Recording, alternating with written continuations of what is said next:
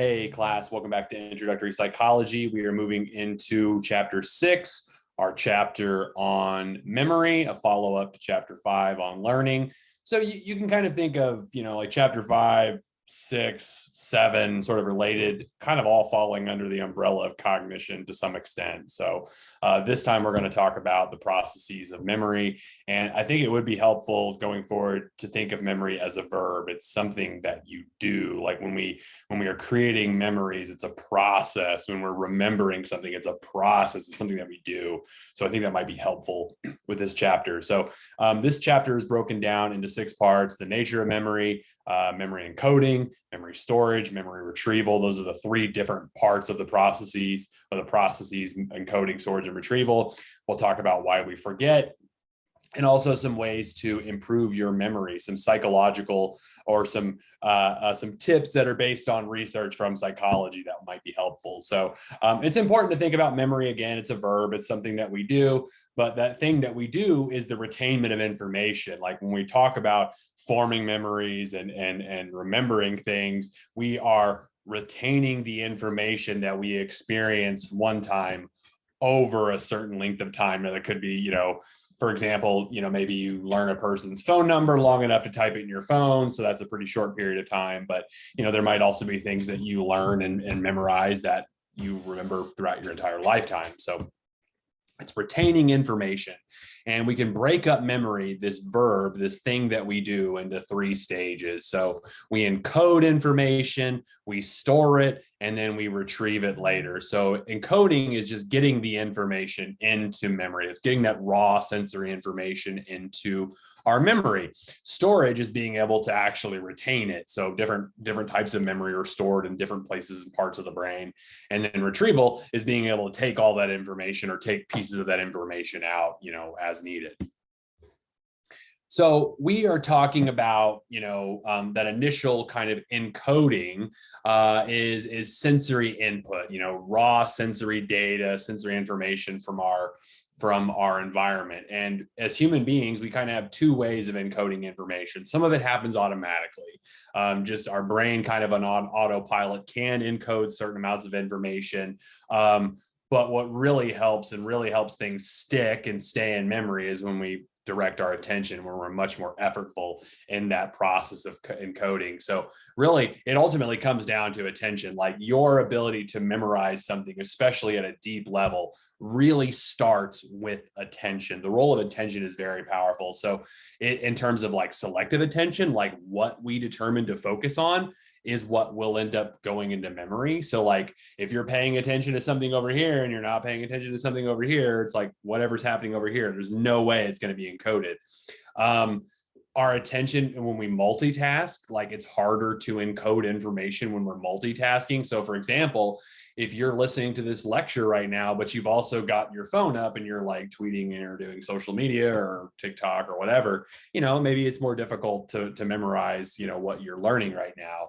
Our brain is we can multitask, but we're actually not very good at it. Memory tends to improve when not only we selectively attend to something, but we can sustain our attention on something. Like it's one thing to select, okay, I'm going to watch this lecture video right now instead of play on TikTok on my phone. But are you able to sustain your attention for the entirety of the lecture? If you are, you're probably better able to remember the stuff you just watched versus if you're like kind of paying attention some of the time, not paying attention other parts of the time. But attention really matters. And then executive attention, that higher level cognitive functioning, being able to understand, okay, this is important to pay attention to. Like, this is really important for my ability to succeed in my psychology class right now. Like if I don't pay attention to this, maybe I don't do as well on my chapter 6 quiz. And if I don't do as well on the quiz, maybe I don't do as well in the overall class. So it's kind of being able to place the importance of that attention, not just in the moment, but kind of in the grand scheme of things.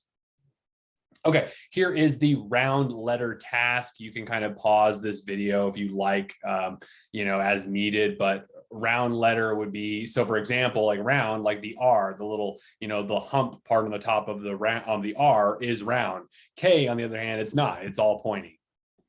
So as best as you can, count the number of rounded letters in the following list. as they flash, sorry.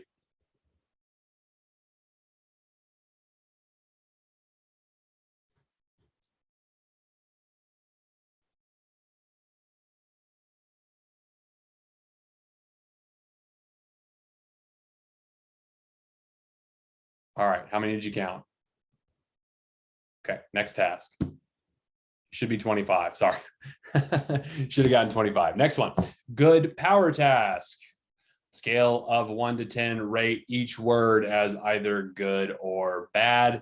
And powerful and weak, okay. And give your reasons why. Example, mushroom. So you might say it's good, yummy, but poisonous, power, 6 could kill you. So there's a somewhat of a subjective degree to the scale, but try to rank these in terms of whether it's good or bad or powerful or weak. So here we go. Don't try to keep track. Here we go.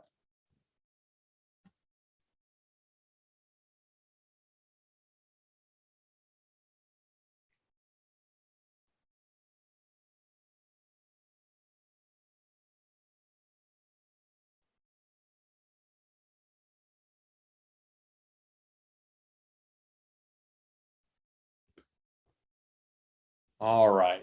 So remember the counting letters task. Please list all of the words from that list that you can remember. Try to see if you can list as many as you can. So maybe on another sheet of paper or somewhere in your document, see if you can list as many of those. Give yourself maybe about 30 seconds, maybe pause the video as needed. I'll assume you've paused and now you're coming back. Here are those lists just to verify.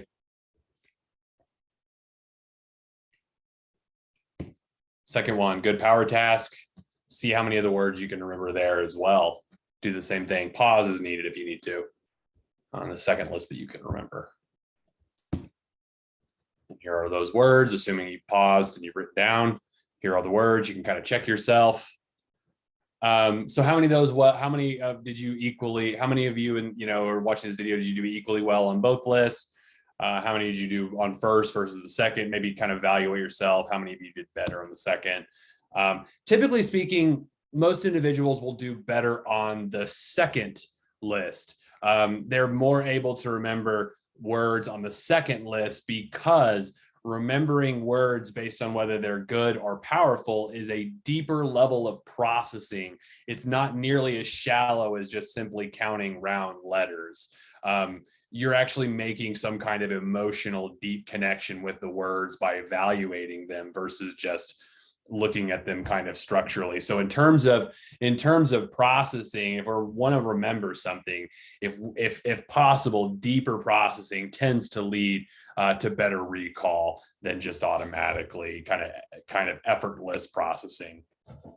And again, it's more connections. I mean, memory is about connections. Ultimately, like the big takeaway is the more connections you can form, like allow your memories to make, especially when you're learning new material, the better. Like connecting to what you're trying to learn to what you already know is one of the deepest connections that you can make. That's why I love trying to use assignments and trying to do things in psychology where you are making personal connections to what you're learning, because if you can see what you're learning through your everyday experience, then it's just much more likely to connect. So when we encode information, we're kind of doing it along a continuum. There's shallow, intermediate, and deep. The encoding based on good versus bad, that is a deeper level of encoding, versus shallow would be, again, the example of, okay, how many, the physical traits, how many are there round letters? Rote physical traits is an example of shallow. Intermediate might be a category label, such as, vowels versus, consonants. Deep would be a much more meaningful personal experience. It's able to relate and connect back to something you already know and understand.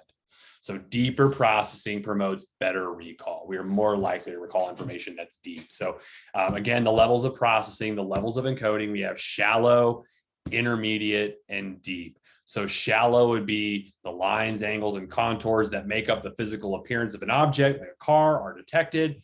Intermediate, recognizing that object is a car. Deep, the associations. For example, you think about a Porsche, you think about a Ferrari that you want to buy one day, that you and your friends or maybe could go on a beach vacation to together. So you're making a much more meaningful, deeper connection there. So elaboration, deeper processing enhances memory. So does elaboration. What I mean by elaboration is you have, a cue, like a target. Like, so for example, I don't know, you're trying to memorize like an important date. Like, okay, when did the Civil War start? Okay, Q, Civil War, your target is 1861. If you don't happen to find the Q, then however, you're not going to be able to find the target. But what if there were many clues, many cues? If you add two, if you have multiple targets and multiple cues to generate that, again, elaborative rehearsal, elaborative processing. So for example, like if you're trying to memorize a list, of stuff you want to buy at the grocery store, you could just memorize the list, the physical characteristics, but you could also take that list and create more cues. You could maybe create like a funny story about each item, I need to buy, I need to buy more toilet paper because my giant dog Clifford came in and gobbled up all the toilet paper in my bathroom, when we forgot to close the door one day. My dog actually does that in real life. So it's a humorous, but actually real story. But anyways, the more kind of cues you can give yourself, these are like, hooks to grab onto in terms of memory retrieval. So memory strategies, memory things that you try to do to enhance your memory are in a form of elaboration. So using imagery, self-referencing effect, like connecting your own personal experiences. There are people who are, memory champions or wizards who are able to memorize all kinds of things, seemingly by just simply by adding more cues to draw upon. And the idea, there's sort of this dual code hypothesis. Pivio talks about how, we can encode things verbally, we can encode things in terms of its image. Images tend to be stored in both codes, so it's actually effective. Sometimes it's more effective, to use imagery in terms of your coding. That's why, especially if you can make it more vivid, more interesting, more silly, the more it stands out to you, the harder it is to forget, the more likely it is that you will be to recall. Images tend to be superior to verbal codes alone. So we are a visual species, so we rely tremendously on visualization for memory. A lot about our understanding of this process for memory comes from the Atkinson-Shiffrin model, which is, more or less been the same since 1968. It's a model that's held up pretty well. But as we are forming new memories for this process of encoding, storage, and retrieval, we are undergoing a transformation of memory. There are sort of three types of memory.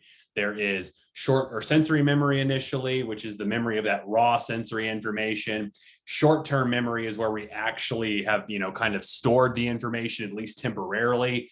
However, it can stop there if we don't engage in rehearsal, for example. Typically that information will disappear. But if we can rehearse, we can practice, we can actively use the information, it's more likely to encode and move on to long-term memory. Once it's in long-term memory, ideally it's there for good, and then we can retrieve it. Now, just because it's in long-term memory doesn't guarantee that we'll retrieve it.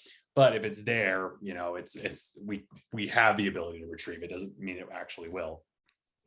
So sensory information, very detailed sensory information about the raw sensory data we encounter, typically lasts for a very brief period of time, typically maybe a second or two at most. And we encode things, or we store things at this stage based on how they sound, echoic, how they look like, iconic. So we can hold on to, let's say if you step outside and you look at a bird, there's a bird in your tree outside your house, you might register the auditory information of the bird making noise for a few seconds. You might register the audio or the visual information, by looking at it for maybe about a second or a quarter of a second, not very long at all. Unless you stay in focus and pay attention to that bird, it ain't going any, it's not going any further in terms of memory. In order to get from sensory to short term, we actually have to pay attention. Again, remember, attention is absolutely critical for memory. So it is the key ingredient for getting something from sensory to short term. We also refer to short term as working memory, but more on that later. Short term memory, we can only hold on to information for maybe 30 seconds to a minute at most. We can only hold on to so much pieces of information, roughly 7 plus or minus 2 pieces of information. For example, if I gave you a 7-digit phone number, chances are you could probably hold on to it pretty well in your short-term memory. But if I doubled that and gave you 14 numbers to memorize, chances are you would have a tough time doing so. But rehearsal is absolutely critical in order to get something from, again, short term, or from sensory, or excuse me, to keep something in short term, we have to rehearse. Now, the updated version of the Atkinson-Shiffrin model isn't all that different, except for instead of short-term memory, we now call it working memory, because it's almost like it's a workspace. It is a mental workspace for you to manipulate information. There's a reason why, for example, you can perform certain arithmetic and mathematical functions mentally without using a calculator or writing anything down. We are able to draw information from long-term memory and kind of manipulate and play with that information in the working memory model. So we can manipulate visual information, also auditory information, and use that information for a brief period of time in what's called the working memory or the central executive. We have to encode, memorize things, rehearse them in order to get them into long-term memory. And we can, once we, pull something out, when we say we are remembering something, we are retrieving from long-term memory. So focusing on long-term memory, it's roughly unlimited in terms of its capacity. It's not like your hard drive. Maybe your hard drive has like a terabyte. Your memory in your brain is seemingly unlimited. Now, just because it gets into the brain doesn't mean it will necessarily come out. So here is another task. We're going to do a test of your sensory memory. So write down as many of the following letters as you can. Here we go.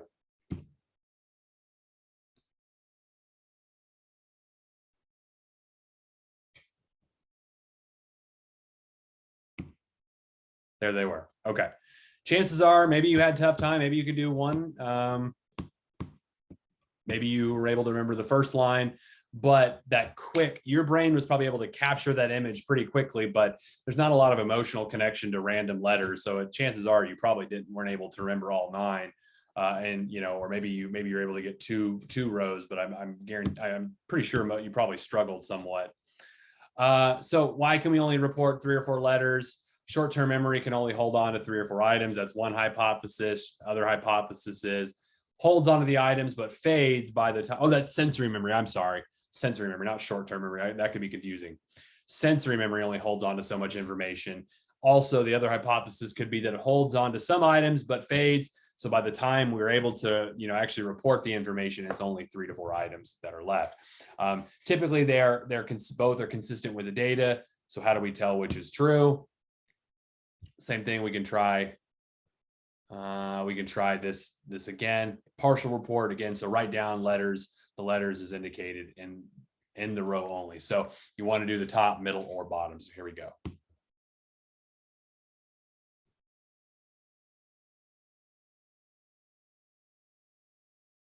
Okay, so write only the words or letters, down in the middle. Again.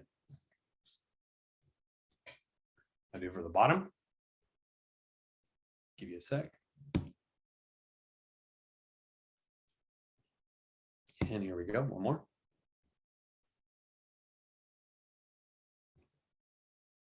Go for the middle. Here you go.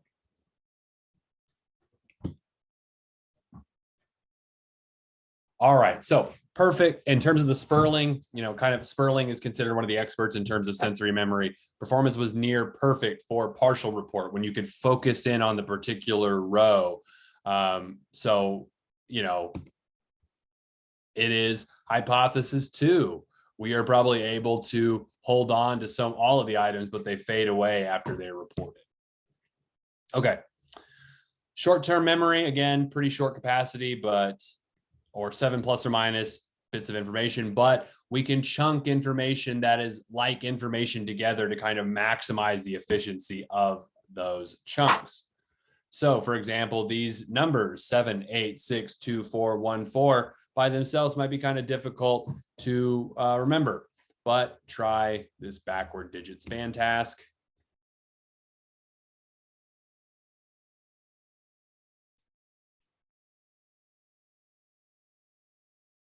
Can you remember the two letters you just saw? Let's try again.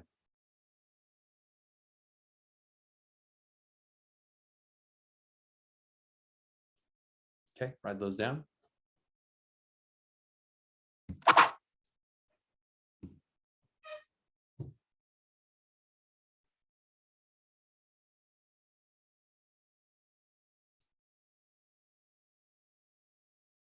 Write those down. Pause as needed. Sorry, I should have mentioned that. Here you go. Next one.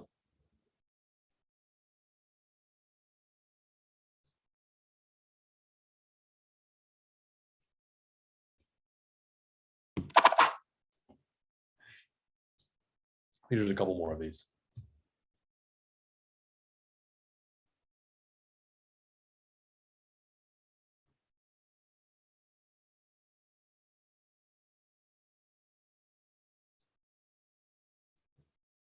Here you go.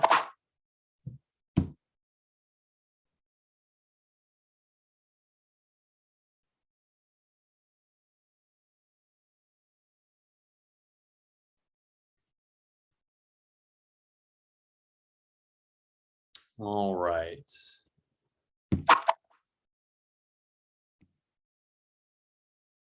Oh no, there's one more. Sorry.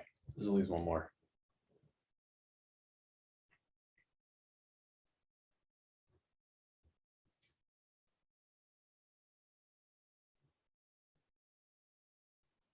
Still with us? See if you can remember those letters or numbers, excuse me. And here you go. So the idea is, we can remember 7 plus or minus 2. So really a phone number is right in that wheelhouse, but we start adding more to it, it might become difficult. Maybe some of you are able to get up to 7, maybe up to 8, but if you start adding more numbers, it becomes more difficult. So how can we improve short-term memory? We can chunk information, things that are related. We can group things together. We can also rehearse. We can repeat information. Ideally, we want to use elaborative rehearsal connected to something that we already know. Typically that, like for example, if you're trying to memorize a phone number, if you just keep saying it over and over and over again, it's kind of keeping it in short-term memory indefinitely. Long-term memory, again, the one that's unlimited.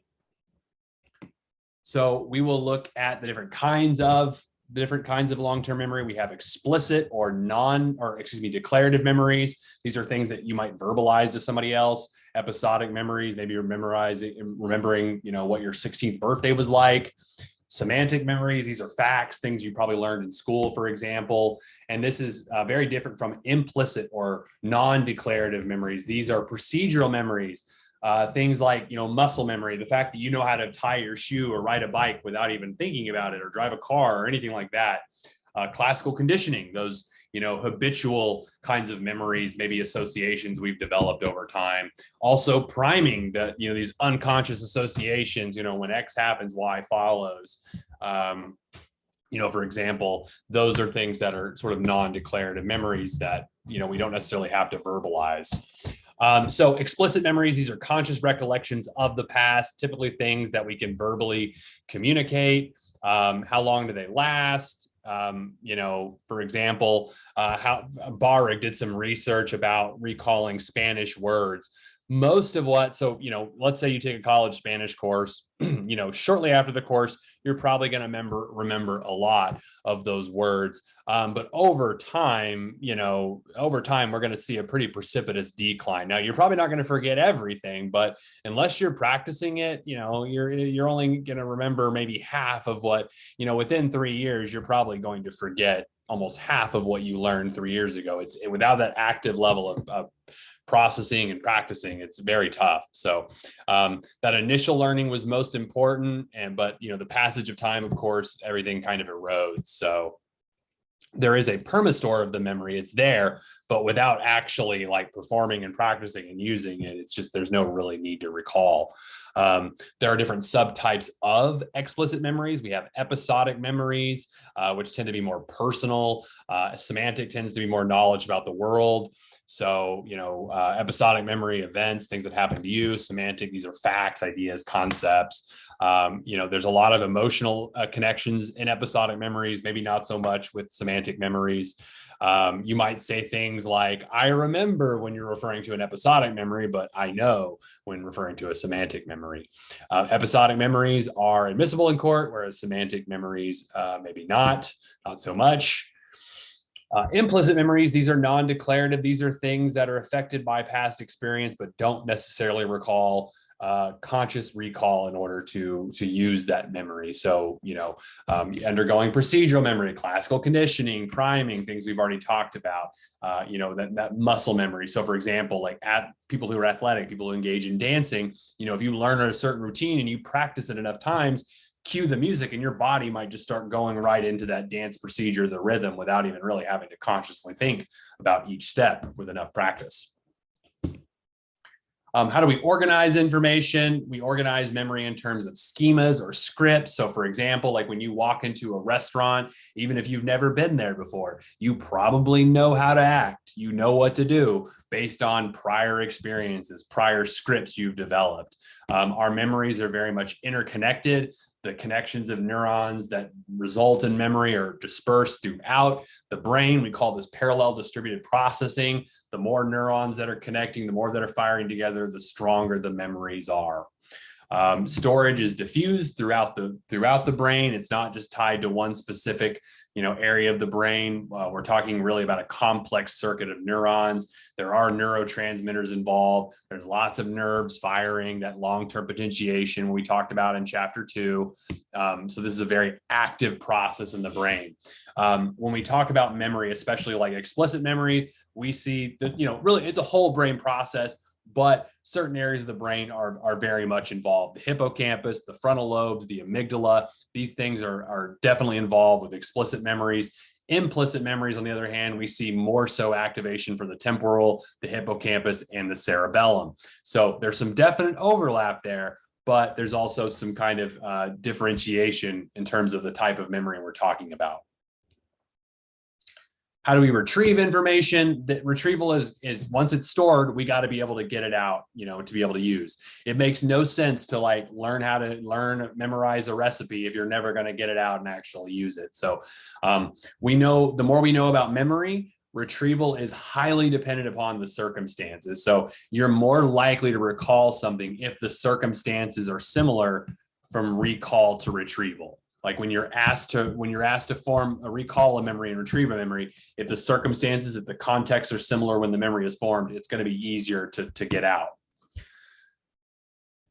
And what's interesting is there's some phenomena when it comes to memory. We tend to remember things at the beginning or at the end of a list, for example, especially compared to those things that are more so in the middle. It's easier to remember things early. We call this the primacy effect. Or sometimes easier to remember things at the end. We call this the recency effect. But a lot of times the stuff in the middle is where maybe it gets lost. So, the serial position effect, if somebody gave you a list of like 10, 20 items, to go to the grocery store and memorize, you'd probably do really well in those first few items. But as the list got longer, it'd be harder to remember. And maybe as you got closer to the end of the list, it'd be easier to remember. We have less space to rehearse initially when it comes to working memory, but towards the end, for the recency effect, recent items are still in working memory. So it makes sense, depending on which one you're looking at, why we experience one phenomena or the other. So a double whammy is kind of being in the middle. That middle spot is when we kind of could potentially succumb to both. Obviously, we need the more cues, the better in order to retrieve information. It's based on cues. It also is based on the type of task we're asked to do.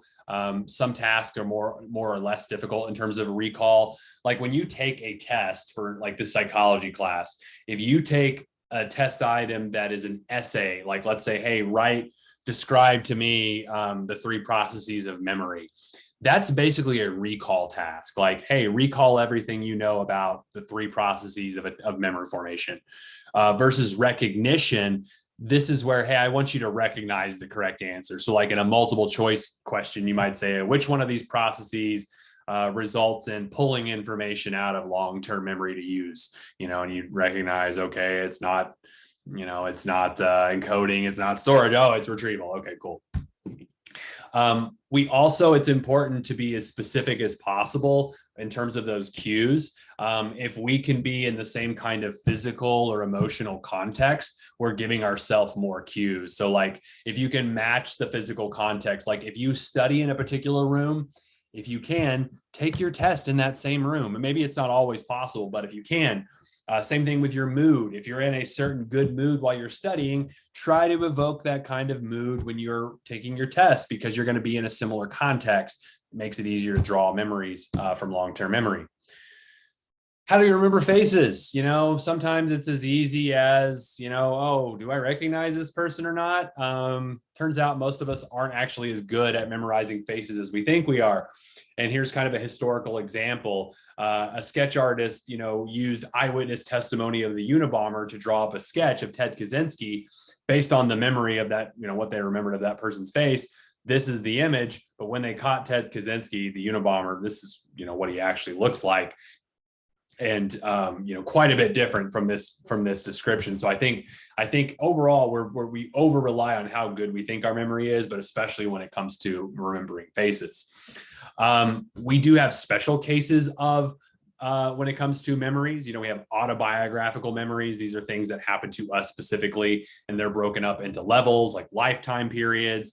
These are long segments of time, like maybe you remember your teenage years, your high school years, your college years or whatever. Level 2 are general events. These are kind of episodes measured in maybe days, weeks, time, maybe like the summer of 2022, level 3 are event specific things. So maybe it's like, oh, my 16th birthday party, or the day I graduated from college, or, something like that. The day I got married. We divide those autobiographical memories sort of up that way. We also have memories that are perhaps, some memories tend to be more associated with emotions. Specifically, we might look at flashbulb memories. These are memories of things that, that seem like we take almost like a visual snapshot of, like 9/11, for example. Some people will never forget. And I say that with quotations because they probably forget some of the details. Maybe they remember the gist of it, but I'm sure some of the details have changed across time. But traumatic, emotionally laden events tend to be these flashbulb memories. In other cases, we might even be motivated to forget certain events that we consider too painful to process. Really traumatic events.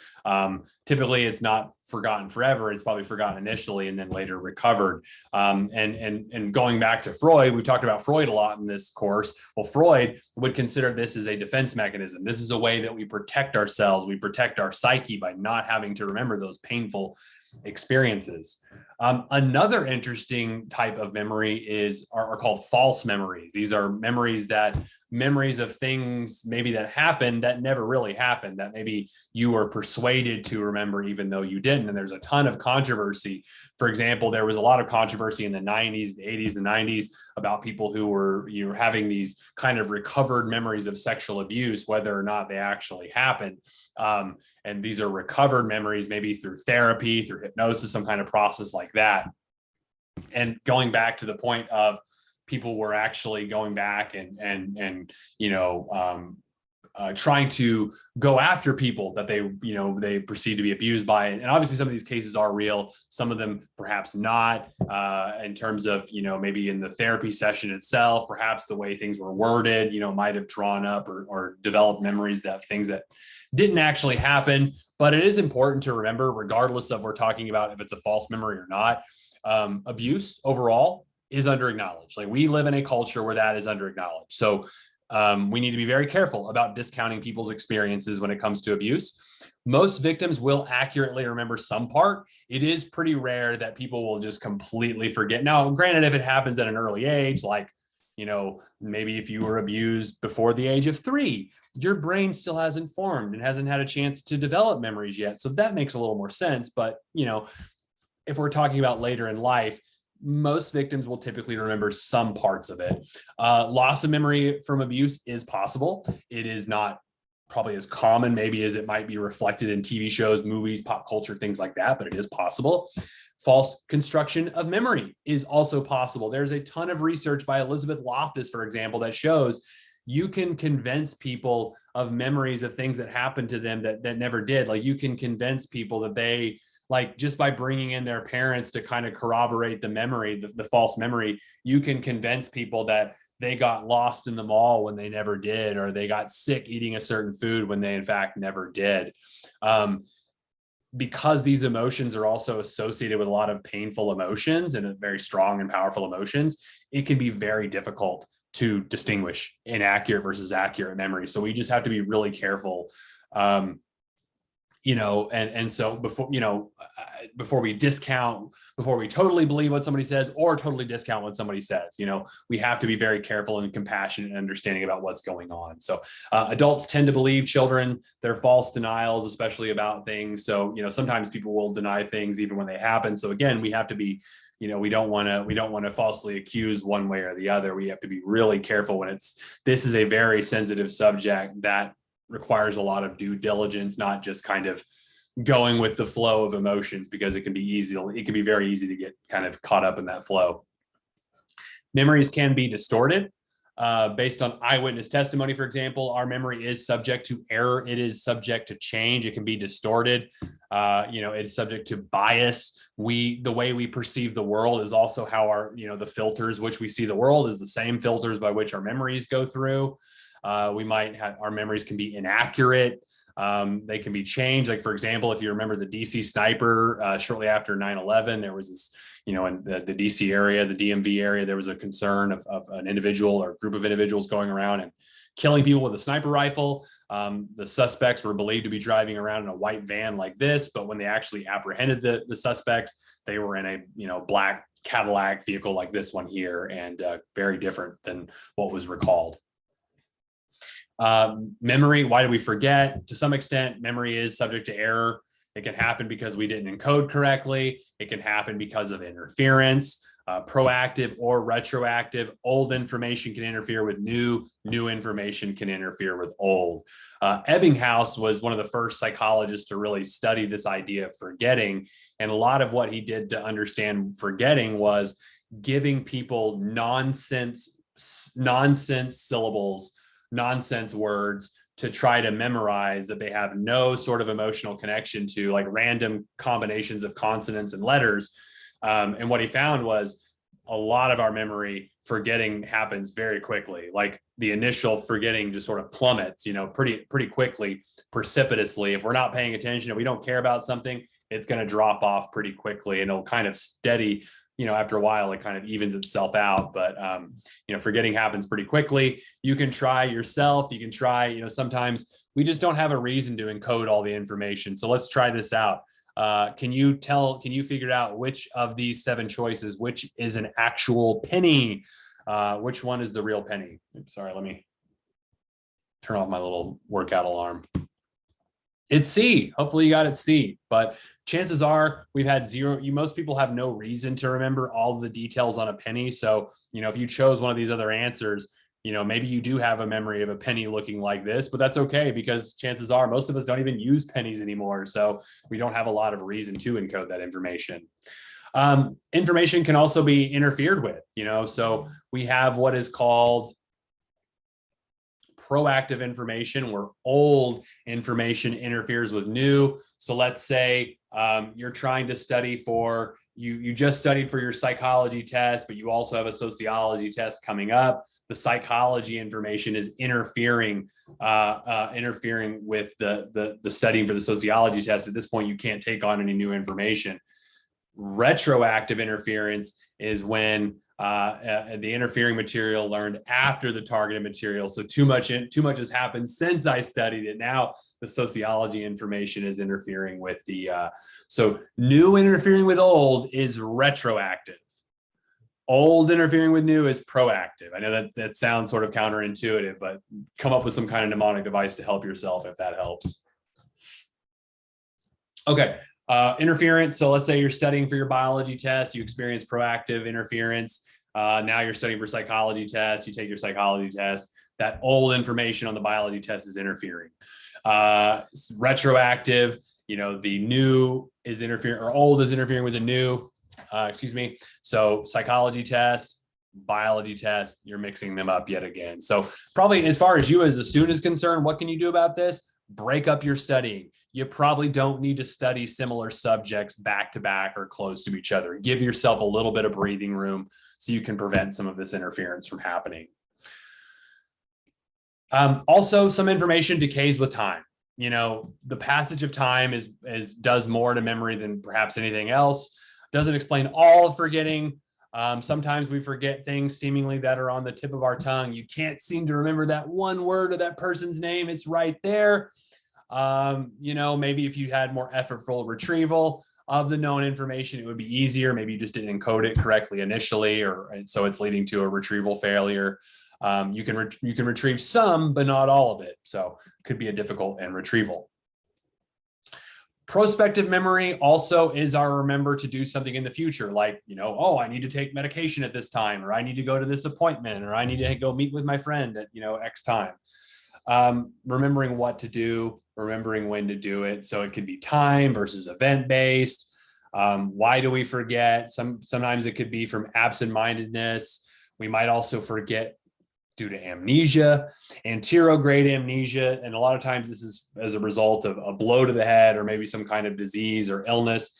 Anterograde amnesia is, you know, an ability to form new memories. So let's say if you took a blow to the head and you're unable to remember things after the blow to the head, versus retrograde amnesia, inability to recall things prior. So maybe you take a blow to your head and you don't remember the event itself. You don't remember, oh, you know, hitting your head or whatever. What can we do? Kind of understanding memory better. How can we use this information to study better? One, review your notes routinely, like check those for errors, especially errors in your understanding.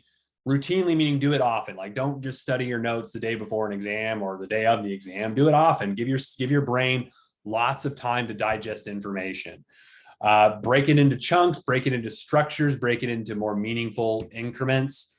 Experiment with a variety of different techniques, you know, try out different things, you know, play around with different techniques, like hierarchies, networks, analogies, all kinds of things.